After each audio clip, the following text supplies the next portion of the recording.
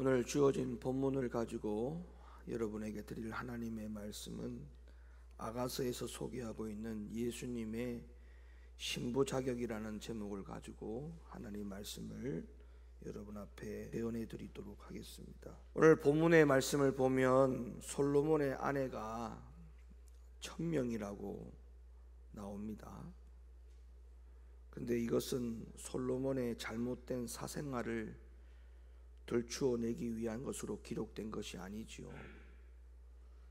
이것은 예수님의 예표를 말씀하고 있는 겁니다. 그러니까 아가서를 통해서 앞으로 장차 오시게 될 예수님에 대해서 그 예표로 솔로몬과 술람미 여인의 그리고 나머지의 모든 그 아내들에 대해서 예로 비추어서 말씀해 주고 있습니다. 솔로몬의 아내가 1000명이 된다는 것은 예수님의 신부가 될 사람들이 많이 있다는 것을 상징적으로 보여주고 있는 것이죠. 근데 오늘 본문에 보니까 나의 비둘기 이렇게 말씀합니다. 그러니까 많은 아내들 가운데 거기에서 특별히 솔로몬이 신부로 칭할 여인을 가리켜서 하시는 말씀이 나의 비둘기 이렇게 말씀하고 있어요.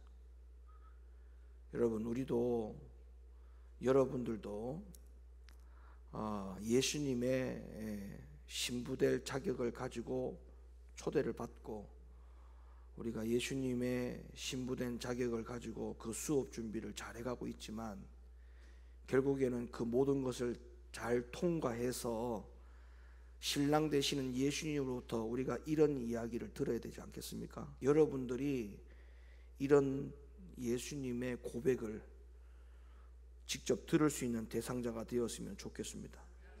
나의 비둘기, 나의 완전한 자는 오직 하나뿐이다 이렇게 말씀하고 있어요. 그래서 우리가 이 말씀을 볼 때 오늘날 성도들 가운데 예수님의 마음에 드는 신부의 자격을 갖추어가는 것이 뭔지를 우리가 고민을 안 할 수가 없어요. 그냥 교회 안에 초청을 받았다고 해서 끝나는 게 아니에요. 여기에서 내가 과연 예수님의 신부가 될 수 있을까? 우리가 거기에다가 초점을 맞춰야 돼요. 그래서 우리가 예수님의 신부의 자격을 반드시 갖추어야 된다라고 하는 그 목표를 가지고 우리가 신앙생활을 달려가게 될 줄로 믿습니다. 그래서 오늘 본문은 우리가 그러면 어떻게 하면 예수님의 신부로서 어떤 자격을 갖출 수 있는 사람이 되어야 되느냐, 그 부분에 대해서 말씀하고 있는 것이 오늘 본문의 말씀이에요.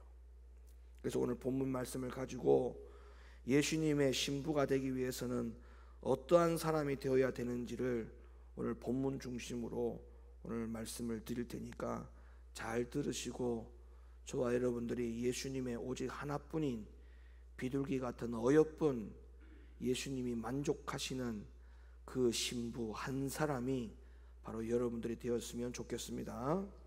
첫째, 예수님의 신부가 되기 위해서는 어떻게 되어야 된다고 오늘 본문에서 말씀하고 있냐면 예수님의 신부는 비둘기같이 되어야 한다라고 말씀하고 있습니다. 마태복음 10장 16절 너희는 뱀같이 지혜롭고 비둘기같이 순결하라.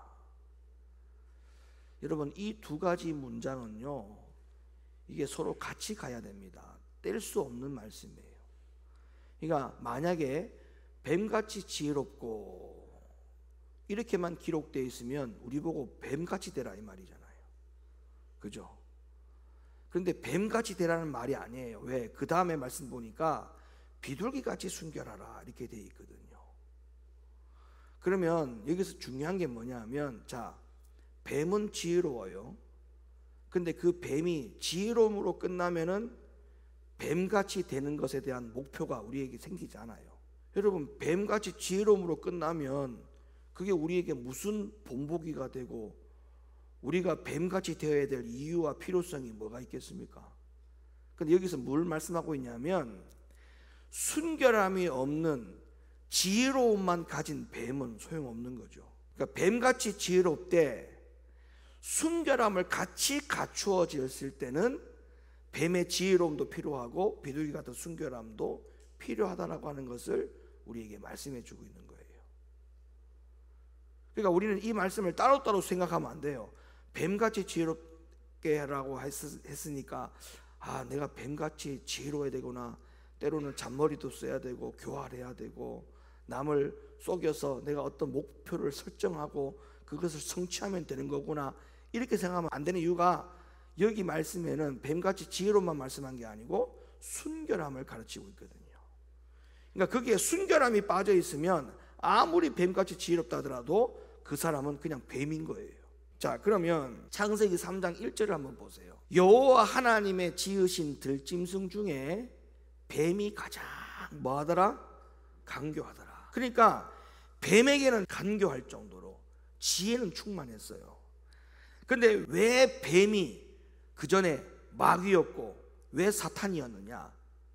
뱀, 마귀, 사탄의 공통점이 뭐냐면 그 안에 비둘기 같은 뭐가 빠져 있어요? 순결함이 빠져 있어요. 예수님의 신부가 되기를 원하시는 분들은 뱀같이 지혜로움만 가지고 살면 예수님의 신부가 될 수 없어요. 반드시 비둘기 같은 순결함을 갖춰야 됩니다. 마귀, 사탄, 뱀은 지혜로움은 있었으나 순결함이 없었어요. 그래서 그들은 절대 예수님의 신부가 될 수 없죠. 이 사실을 여러분들이 반드시 기억해 주셨으면 좋겠습니다. 우리가 예수님의 신부가 되는 자격도 예수님께서 스스로 말씀하시기를 우리들 가운데 성경을 통해서 많은 말씀들을 하셨어요. 그리고 바울도 예수님의 신부가 되는 자격에 대해서 언급을 하기를 이렇게 말씀합니다. 고린도후서 11장 2절, 내가 너희를 정결한 처녀로 한 남편인 그리스도께 드리려고 너희를 뭐한다? 중매한다. 그러니까 우리의 목표 설정을 바울이 어떻게 했냐면 너희가 정결한 처녀로, 우리의 남편이 누구라고요? 예수님이신데 그 예수님의 남편 되시는 분에게 너희를 중매함이로다. 우리의 목표가 설정됐잖아요. 우리의 목표는 이 땅에서 육신적으로 잘 먹고 잘 살다가 그냥 끝을 내는 그것이 우리 인생의 목표가 아니고 우리는 정결한 처녀로 이 땅에서 준비를 잘해서 남편이신 예수 그리스도께 우리가 중매되어지는 사람이다, 이렇게 말씀해 주고 있어요. 그래서 우리는 어떤 처녀가 되는 게 중요하냐면 정결한 처녀. 이것도 비둘기 같은 무슨 성품을 말하고 있죠? 비둘기같이 순결한 성품을 말하고 있죠. 정결한 처녀, 비둘기같이 순결함. 그래서 우리가 예수님의 신부 되는 자격 가운데 제일 중요한 게, 예수님의 신부는 비둘기같이 된다고 할 때 이 비둘기라고 하는 말 가운데 가장 중요한 것이 순결한 성품, 정결한 성품. 이걸 여러분들이 꼭 명심하시기를 바랍니다. 그리고 예수님도 말씀하셨어요. 마태복음 5장 27절, 또 가늠치 말라 하였다는 것을 너희가 들었으나 나는 너희에게 이르노니 여자를 보고 음욕을 품는 자마다 마음에 이미 간음하였느니라. 이것도 예수님께서 뭘 강조한 거죠? 순결이죠. 마음으로 음욕을 품지 말고 마음의 순결, 마음의 정결, 그래야만이 결단코 하나님 나라에 들어간다라고 가르쳐주고 있습니다. 자, 그러면 이제 여기서 우리가 숙제가 하나 생겼어요. 어떤 숙제가 생겼느냐? 비둘기같이 순결한 것, 정결한 것, 그 성품을 우리가 갖추어야 된다라고 하는 것까지는 이해가 되었어요. 그럼 우리가 이 비둘기같이 순결하고 정결한 성품을 어떻게 갖출 수가 있느냐? 어떻게 갖출 수가 있느냐? 어떻게 순결할 수가 있느냐? 여기에 대한 과제가 하나 남았어요. 여기에 대한 정답은 사도행전 2장 37절 38절, 저희가 이 말을 듣고 마음에 찔려 베드로와 다른 사도들에게 물어 가로되 형제들아 우리가 어찌할꼬 하거늘 베드로가 가로되 너희가 회개하여 각각 예수 그리스도의 이름으로 침례를 받고 죄 사함을 얻으라. 그리하면 성령을 선물로 받으리니. 여러분, 우리가 어떻게 하면 정결하고 어떻게 하면 순결함을 유지해 갈 수 있느냐 하면 성령을 결코 떼어서는 정결함과 순결함이 이루어질 수 없어요. 여러분, 성령님이 강하게 역사한다는 말은 무슨 말이냐면 성령께서 내 마음의 양심을 더 강하게 역사한다는 거예요. 여러분, 성령의 역사는 곧 무슨 역사로 연결되어야 되냐면 외적인 역사에만 자꾸 우리가 집착하면 절대 안 됩니다. 성령의 역사와 성령의 이 기름 부음이 외적으로만 역사되어지는 것에 여러분들이 함몰되면 절대 안 된다고 제가 말씀드렸죠. 성령의 역사는 반드시 양심에 와야 돼요. 이게 우리가 다른 말로 말하면 내적 역사인데, 이 내적 역사가 성령이 내 양심에까지 와닿는 거예요. 그래서 성령이 강하게 역사한다고 하는 말은 내 성령 안에 있는 양심이 강하게 작동한다는 거예요. 강하게. 그러면 요만큼의 죄도 모양도 다 우리는 벌리려고 하는 이유가 뭐냐 하면, 내 안에서 성령이 너무나 강하게 역사하다 보니까 요만큼의 죄도 허락하지 않는 거예요. 어디서? 양심에서. 이게 걸러지는 거예요. 근데 성령의 역사가 내 안에서 강하게 역사 안 한다는 것은 성령의 양심이 거의 작동이 올스톱이 됐다는 거예요. 그러니까 뭐예요? 죄가 죄로 안 보이는 거예요. 죄를 죄로 여기지 않는 거예요. 죄는 모양이라도 버리라고 했는데 거기에 대해서 내가 왜 그렇게 해야 되는지에 대한 깊은 깨달음이 전혀 와닿지 않는 거예요. 오늘 보세요. 오순절에 성령의 마가다락방에 성령이 임했을 때 그들 가운데 성령이 임한 조건이 있어요. 그들이 전심을 다해서 뭐 했느냐? 회개했어요. 전심을 다해서 회개했다는 말은, 회개하는 그 자체가 뭐예요? 양심이잖아요. 양심. 그 양심이 막 움직이니까 그 양심에 성령이 임한 거예요. 여러분, 우리가 이 도덕적으로 양심이 작동되어서 사는 사람도 있어요. 성령의 양심이 없이 그냥 태생적으로 도덕적인 양심만 가지고 살아가는 사람들이 있잖아요. 예수 안 믿는 사람은, 여러분 교회 밖에 저 예수 안 믿는 사람들은 성령의 양심으로 살아가는 사람들이 아닙니다. 저들은 뭘로 살아가느냐? 도덕적인 양심으로 살아가요. 여러분, 도덕적인 양심만 가지고 살아도 사는 사람들이 있는데, 왜 우리는 도덕적인 양심에다가 무슨 양심이 같이 플러스가 됐어요? 성령의 양심까지 가지고 살아가는 우리가 왜 성령의 양심이 없이 도덕적인 양심만 갖고 살아가는 저들로부터 예수 믿는 사람들이 더하다라고 하는 그런 말을 왜 들어야 됩니까? 예수 믿는 사람들이 더 나쁘다는 말을 왜 들어야 돼요? 예수 믿는 사람들이 더 못됐다, 더 사기친다, 더 거짓말 많이 한다, 도덕적인 양심만 가지고 살아가는 사람들로부터 우리가 왜 그런 소리를 들어야 되느냐고요. 이게 너무 비참하지 않습니까? 이거 부끄러운 거 아니에요? 이거? 우리는 두 가지 양심이 다 움직이고 있어요. 오히려 성령의 양심을 가지고 도덕적인 양심을 온전히 다 케어하고 살아갈 수 있어요. 우리는 하나님의 입장에서 죄가 무엇인지, 하나님이 싫어하는 게 뭔지를 분명히 분별하고 선별할 수 있는 능력을 가졌어요. 성령의 양심이 움직이니까. 그럼에도 불구하고 도덕적인 양심만 가지고 살아가는 저 세상 사람들로부터 예수 믿는 사람들이 더 나쁘다, 못됐다, 더 거짓말 많이 한다, 더 사기친다, 이런 소리를 듣고 있는 것이 오늘날 현 주소예요. 그런 우리가 그렇게 살면서 어떻게 우리가 예수님의 신부가 될 수 있어요? 예수님의 신부가 도덕적인 양심만 가지고 살아가는 저들로부터 그런 핀잔을 받고 있는 그런 사람들이 예수님의 신부가 될 수 있다고요? 저는 불가능하다고 생각합니다. 그럼 예수님의 신부는 전부 다 도둑놈들, 사기꾼들만 다 붙여준다는 말인데, 그 사람들만 다 중매해준다는 결론인데, 이게 말이나 되는 소리예요. 이게 여러분, 하나님이 싫어하는 건 하지 말아야 돼요. 그게 잘 안 된다, 끊어버리려고 더 노력해야지요. 기도해야 될 거 아닙니까? 하나님 앞에 엎드려서. 하나님, 이게 잘 안 끊어집니다. 이게 끊어지지 않는 이상은 내가 하나님 나라 못 가는데, 주여 이거 좀 제발 좀 끊어주세요라고 몸부림치며 기도할 생각도 안 하고, 그럼 뭐 어떻게 하겠다는 거예요? 방법이 없어요. 하나님이 알아서 해준다고요? 천만의 말씀. 하나님은 우리에게 자유의지를 줬다고 했죠. 선택은 누가 하는 거예요? 우리가 하는 거라고 분명히 말씀했잖아요. 하나님의 시간과 때가 되면 그 사람을 알아서 변화시켜가지고 천국으로 가게 한다? 그거는 성경에 없는 이야기예요. 자기가 뿌린 대로, 심은 대로 거둔다는 것이 하나님의 말씀입니다. 그래서 비둘기같이 순결해야 되는데, 이 비둘기같이 순결함을 유지해가기 위해서는 성령을 떼면 안 돼요. 성령이 어디에 역사해야 된다고요? 양심에 역사해야 돼요. 양심에서 성령이 자꾸 움직여야 돼요. 성령이 말씀하시고, 양심에서 성령께서 소리를 내어주시고, 성령의 감정이 양심에 있어야 되고, 이것이 작동되지 않으면 소용이 없다. 여러분, 비둘기의 특징을 제가 좀 말씀을 드릴게요. 비둘기같이 순결하라 했으니까, 어차피 비둘기 이야기가 나왔으니까, 비둘기의 특징이 여러분들 아주 중요합니다. 이 비둘기의 특징을 보면 예수님의 신부가 된다라고 하는 것이 이 말씀에 기록된 것이 연관이 있다는 것이 확실해져요. 뭐 비둘기가 순결하다라고 하는 것을 제가 쭉 말씀드렸죠. 마태복음 10장 16절 말씀, 요 말씀만 보고 요 부분으로 넘어갈게요.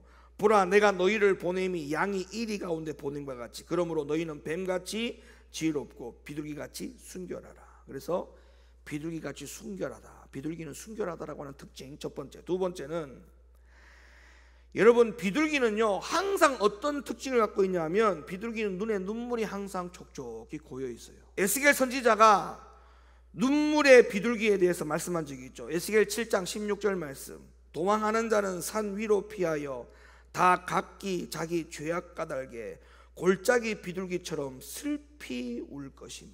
여러분 비둘기같이라는 예수님의 신부는 눈가에 눈물이 촉촉히 고여있는 신부. 뭘 의미할까요? 이 영적인 의미가 뭘 의미할까요? 날마다 주님을 위해서 기도하는 사람, 주를 사랑해서 주님이 보고 싶어서 내 주님이 언제 오시려나 낮에나 밤에나 눈물을 머금고 주님 오시기만을 고대한다. 예수님의 신부라면 내 신랑 언제 오십니까? 그 신랑이 보고 싶어서 주맞을 준비하는 그 믿음이 우리에게 준비되어 있지 않다면 어떻게 하겠습니까? 신랑을 보고 싶어서 기다리는, 그래서 그 비둘기의 눈에는 눈물이 항상 촉촉하게 고여있다. 그리고 비둘기의 세 번째 특징이 뭔지 압니까? 보금자리를 항상 찾아오며 보금자리를 절대 이탈하지 않는다는 특징을 갖고 있어요. 이사야 선지자가 보금자리를 중심으로 비둘기에 대해서 이렇게 말씀한 적이 있죠.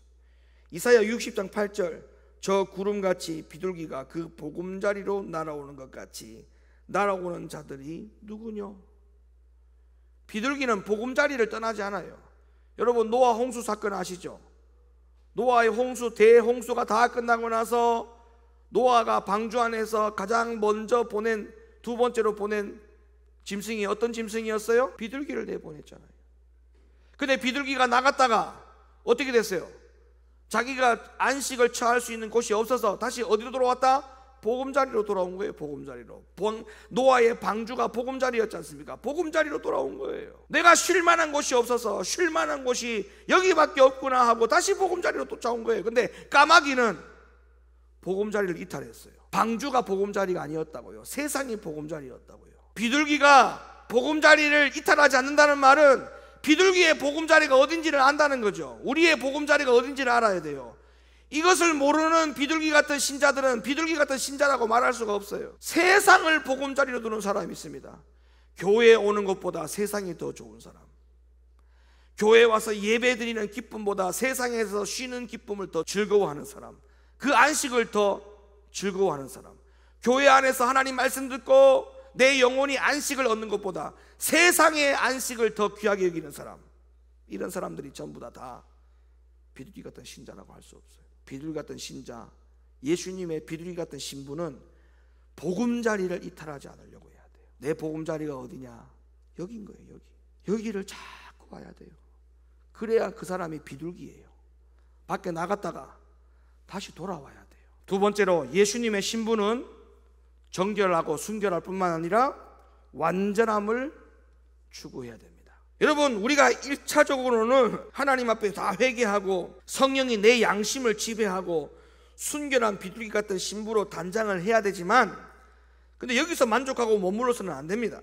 왜냐하면 오늘 본문에서 분명히 다음 과정을 소개해 주고 있어요. 그 다음 과정이 뭐예요? 9절 말씀 보세요. 9절 말씀, 나의 완전한 자는 하나뿐이로구나. 그 다음 과정은 뭐냐 하면 완전함으로 나가라는 거예요. 완전함으로. 예수님은 오늘날 성도들 가운데 완전한 신부에 대해서 더 많은 관심과 애착을 갖고 계신다는 사실 여러분 아십니까? 예수님은 더 완전한 신부를 찾고 계세요. 그래서 예수님은 마태복음 5장 48절에 이렇게 말씀합니다. 그러므로 하늘에 계신 너희 아버지의 온전하심 같이 너희도 뭐하라? 온전하라. 우리에게 완전함을 추구하는 것을 주님께서 말씀하지 않는다면 이런 말씀을 성경에다가 기록할 이유가 없죠. 그러면 왜 예수님은 우리에게 이 완전에 대해서 사명이 있다라고 말씀을 하십니까? 왜냐하면 우리가 하나님의 모양과 형상대로 지음을 받았기 때문에 그래요. 이것은 인간이 죄인이고 타락한 존재라는 사실을 떠나서 근본적인 겁니다. 근본적인 거. 우리가 누구의 형상을 닮았느냐? 하나님의 형상이라 했잖아요. 인간은 근본적으로 하나님의 모양과 형상대로 지음을 받은 존재이기 때문에 인간은 하나님을 철저히 닮으려고 하는 온전함과 완전함을 추구해야 되는 것은 너무나 당연한 거예요. 우리가 마귀를 닮은 건 아니잖아요. 그럼 마귀의 본성에서 벗어나야 되는 건 당연한 거 아닙니까? 에베소 4장 11절 말씀, 그가 혹은 사도로 혹은 선지자로 혹은 복음 전하는 자로 혹은 목사와 교사로 주셨으니 이는 첫 번째 보세요, 성도를 온전케 하고, 두 번째 봉사일을 하게 하고, 세 번째 그리스도의 몸을 세우려 하십니다. 여기 첫 번째가 뭐예요? 성도를 온전케 한다. 오늘날 목적은, 교회의 목적은 그냥 교회, 큰 교회 세우는 것에 목적을 두면 안 됩니다. 교회 안에 한 사람 한 사람을 전부 다 하나님의 온전한 신부로 세워드리는 일에, 그 일에 우리가 교회가 주력하지 못한다면 교회는 교회로서의 목적을 잃어버린 거예요. 아유 목사님, 어떻게 우리가 완전한 자가 될 수 있어요? 이건 불가능합니다. 우리가 육신을 갖고 있는 사람인데 어떻게 완전한 자가 될 수 있습니까? 그런 단어 자체가 목사님 너무 부담이 됩니다. 아니요, 그러면 노아도 부담이 돼야 돼요. 왜? 성경에 볼까요? 창세기 6장 9절, 노아는 의인이요 당세에 완전한 자라 했어요. 완전한 자. 노아도 똑같이 우리의 육신을 가졌어요. 근데 노아는 성경에 뭐라고 했습니까? 하나님이 기록해 놓기를 당세에 완전한 자라 했어요. 완전한 자. 근데 왜 우리는 안 된다는 거예요? 안 되려고 하는 거지. 그게 안 되는 게 아니에요. 안 되려고 아예 마음 먹은 거지. 그게 완전함을 추구해야 됩니다. 생각을 고치세요. 나 주님 앞에 좀 완전한 신부가 되길 원해. 완전한 신부가 되길 원해. 그런 믿음을 가지시기를 예수님의 이름으로 축원합니다. 마지막 세 번째로, 예수님의 신부는 그리스도의 용사가 되어야 됩니다. 자, 오늘 성경에 보면 그리스도의 신부가 되는 것에 대해서 세 가지 말씀하셨어요. 첫 번째, 비유같이 숨겨라. 두 번째, 온전함을 추구해야 된다. 세 번째로는 용사가 되어야 된다. 여러분, 예수님의 관심과 사랑을 받아서 최종적인 선택을 받은 신부는 단 한 명에 불과하죠. 그러나 단 한 명에 불과한 이 신부는 성경에 보세요. 얼마나 빛을 발하고 해같이 맑고 기치가 버린 군대같이 어미한 모습으로 쓰임을 받게 되는지를 성경에 나오지 않습니까? 분명히 주님으로부터 선택을 받은 신부는 단 한 명이었는데, 이 단 한 명의 신부를 성경에서 뭐라고 말하냐면, 일어나 빛을 발하고 해같이 맑고 기치를 버린 군대같이 어미한 모습으로 되었다라고 성경은 말씀하고 있어요. 아가서 6장 9절 하반절부터 10절 보세요. 여자들이 그를 보고 복된 자라 하고, 그러니까 지금 여러분들 가운데서 지금 수많은 예수님의 신부가 될 수 있는 여자들로 지금 초대가 된 거예요. 여자들로 초대가 됐다고요. 그게 지금 한 명 선택 받았어요, 안 받았어요? 한 명이 선택을 받았다고요. 그래서 어떻게 된다는 거예요? 여자들이 이렇게 말한다. 여자들이 한 명 선택받은 그 여자를 보고, 여자들이 그 여자를 보고 복된 자라 하고, 이거 뭐 하는 거예요? 지금 부러워하는 거예요. 아니, 부러움의 대상이 돼야 됩니까? 부러워하는 것을 끝을 내야 됩니까? 그럼 어떻게 됩니까? 여러분, 오늘 이 세 가지를 갖춰야 돼요. 순결해야 되고, 온전함을 추구해야 되고, 그리스도의 용사가 되겠다. 그래야 여러분들이 부러움에 실질적으로 대상자가 되는 것이지, 부러워하는 것으로, 여기에 여자들로 끝나는 게 아니에요. 그러다 보세요. 왕후와 비빈들도 그를 칭찬하는구나. 아침빛같이 뚜렷하고 달같이 아름답고 해같이 맑고 기치를 버린 군대같이 어미한 여자가 누구인가? 주님의 신부로 선택받은 이 신부 한 사람이 대단한 영예를 얻게 됩니다. 그래서 여러분, 성경에서는 이렇게 이야기합니다. 신명기 32장 20절, 한 사람이 천을 당하고 두 사람은 만을 당할 것이라. 떡잎이 보이잖아요. 떡잎이 다르다니까. 떡잎부터 다르다니까. 이게 지금 스가랴 12장 8절, 약한 자가 그날에는 다윗 같겠고 다윗의 족속은 하나님 같고 무리 앞에 있는 여호와의 사자가 될 것이니라. 한 사람이 단순히 하나의 용사가 되는 것이 아니라 한 사람이 군대처럼 되는 역사가 일어날 것이라고 분명히 성경은 말씀해 주고 있잖아요. 성경에 보세요. 한 사람이 마침내 군대보다도 더 강하게 쓰임받은 사람들의 사례가 나오지 않습니까? 노인 모세 한 사람이 최고의 강국인 애굽의 전 군대보다도 더 강했다고 성경에 기록되어 있죠. 그래서 애굽의 전 군대가 모세 한 사람을 당해내지 못했습니다. 틀리잖아요. 벌써 이미 틀리잖아요. 그러니까 모세가 성경에 기록된 거예요. 그래서 모세는 예수님의 신부될 자격이 있는 거예요. 보면 나와요, 보면. 근데 결과가 순종도 안 하고 자기 멋대로 살고. 근데 어떻게 그 사람이 예수님의 신부라고 할 수 있습니까? 어떻게 그런 결과를 가져올 수 있어요? 여러분, 엘리사 보세요. 엘리사가 2명입니까? 성경에 엘리사 1명이에요. 근데 그 엘리사 한 사람이 아람 군대를 어떻게 합니까? 초토화를 시킵니다. 아람 군대가 엘리사 한 사람을 못 이겨요. 여러분, 우리가 주님의 신부는요, 죽는 거예요.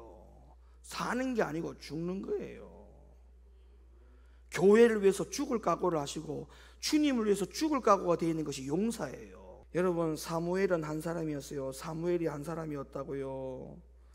그런데 블레셋 군대보다도 강했어요. 그 사무엘 한 사람이. 얼마나 놀랍습니까? 좀 용사가 되세요.